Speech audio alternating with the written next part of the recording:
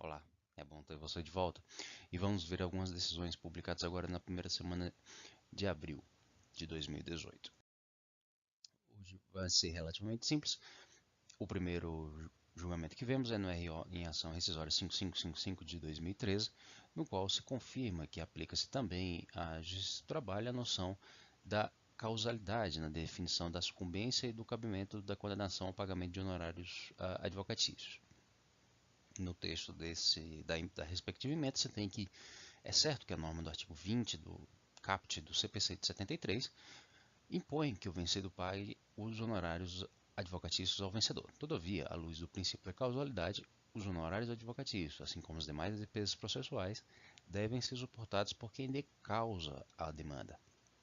No caso,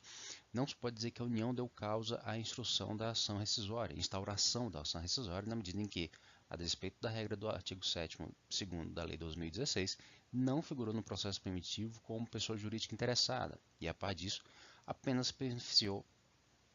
com a inclusão da quantia objeto da condenação em sua dívida ativa, por força da autuação de ofício do magistrado prolator da decisão rescindida. Aqui no caso, a União compareceu ao processo, à ação rescisória apenas como parte interessada, sendo que ela não era inicialmente a parte integrante do processo, porque se tratava de um mandado de segurança contra ato judicial e, consequentemente, por ocasião da ação rescisória, uma vez que não poderia constar como réu da ação rescisória o Poder Judiciário, mas a União. Nesse caso, se caracterizou de que ela não deu causa ou não poderia ser responsabilizada por eventuais honorários advindos do julgamento dessa ação rescisória. Esse segundo caso é um tanto mais interessante e traz um aspecto curioso. Nos embargos 377 de 2013, se tem que a necessidade de realização de concurso público é a exigência que antecede o ato de contratação do empregado, e caso inobservada, pode determinar a aplicação da penalidade própria. Já a multa pela falta do registro, embora pressuponha a existência de contratação, diz respeito à formalidade a ser observada quando da admissão do emprego, possuindo, portanto, fato gerador diverso e suficiente para a autuação da autoridade do Ministério do Trabalho. Na verdade, a manutenção de trabalhador na atividade fim da empresa submetida ao regime disposto no artigo 37, segundo da Constituição Federal, vinculada diretamente com a tomadora, sem o registro a que alude o artigo 41 da CLT, ao invés do que impedir a aplicação da penalidade, corrobora a atuação do auditor, pois demonstra o intuito fraudatório. Aqui a circunstância particular é um ente da administração pública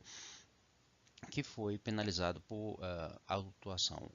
em sede de fiscalização trabalhista por conta de ter trabalhadores não registrados. O argumento que teve que ser enfrentado aqui foi essa circunstância de que não haveria como o ente público contratar empregados, ou seja, registrar aqueles trabalhadores terceirizados, porque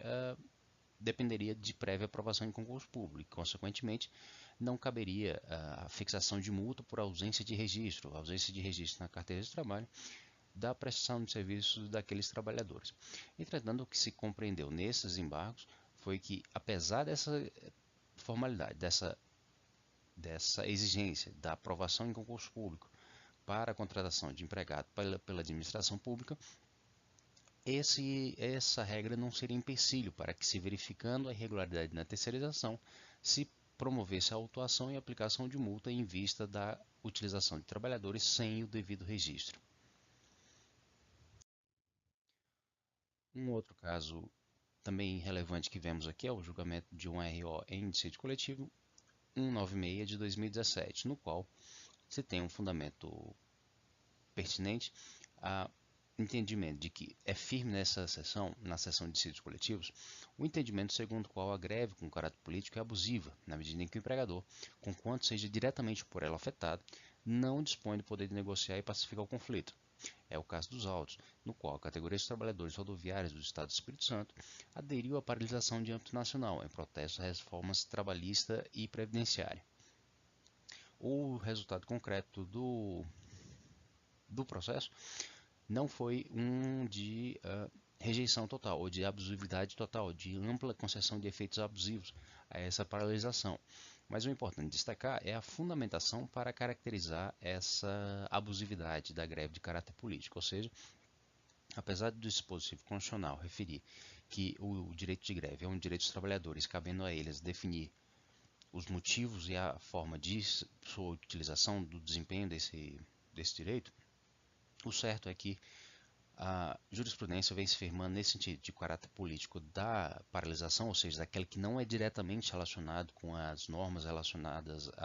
vinculadas à prestação do serviço, ou ainda a tentativa de busca de novas condições de trabalho concretamente exigíveis do empregador, pode caracterizar um movimento paradista como abusivo. E o fundamento central é esse, de que o empregador vê-se na situação de ter a paralisação do serviço sem ser, sem lhe possibilitar a negociação ou mesmo qualquer outra medida de pacificação de conflito, ou seja, cria-se um prejuízo, extrapola-se a possibilidade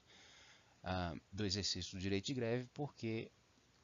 a paralisação não se destina nem a obter uma vantagem diretamente no empregador, nem o empregador pode adotar qualquer tipo de medida que pudesse mitigar a consequência ou o fundamento daquela paralisação. Então, assim, nós vimos essas principais decisões publicadas agora na primeira semana de abril de 2018. Em semanas imediatamente após feriados, a publicação realmente vem mais simples, mas ainda assim nós encontramos essas decisões. Eu agradeço a sua atenção e nos vemos no próximo vídeo. Até mais.